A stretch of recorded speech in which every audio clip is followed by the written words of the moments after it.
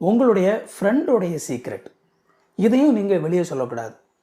ஒரு நபர் உங்களை நம்பி ஒரு சீக்ரெட்டை உங்கள்கிட்ட சொல்கிறாரு அப்படின்னா அதுக்கு ஒரே ஒரு காரணம் தான் இருக்கும். அவர் உங்கள் மேலே அதிகமான நம்பிக்கை வச்சுருக்கிறாரு, அவர் உங்கள் மேலே அதிகமான ஒரு மரியாதை வச்சுருக்கிறாங்க. அந்த மரியாதையை வச்சது நிமித்தமாக தான் தங்களுடைய வாழ்க்கையில் இருக்கிற ஒரு முக்கியமான ஒரு சீக்ரெட்டை உங்கள்கிட்ட ஷேர் பண்ணியிருக்கிறாங்க. நான் முன்னாடியே சொன்ன மாதிரி யார்கிட்டையுமே ஷேர் பண்ணாமலாம் இருக்க முடியாது.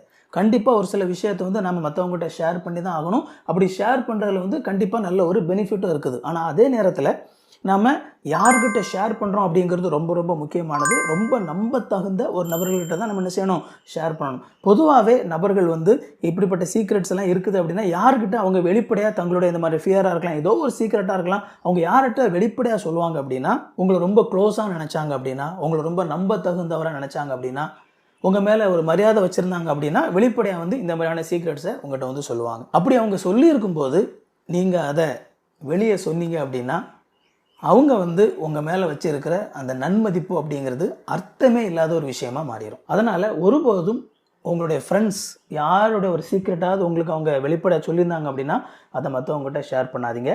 அதே மாதிரி இதை சார்ந்து வரக்கூடிய இன்னொரு விஷயம் என்னென்னா, ஒரு சில பேர் எப்போ பார்த்தாலும் மற்றவங்களுடைய அந்த சீக்ரெட்டை உங்கள்கிட்ட சொல்கிற மாதிரி வருவாங்க. அதாவது அவங்க பொதுவாக வந்தாலே பார்த்தீங்க அப்படின்னா இவங்களை பற்றி தெரியுமா அப்படின்னு சொல்லிட்டு உங்கள்கிட்ட பேசுவாங்க.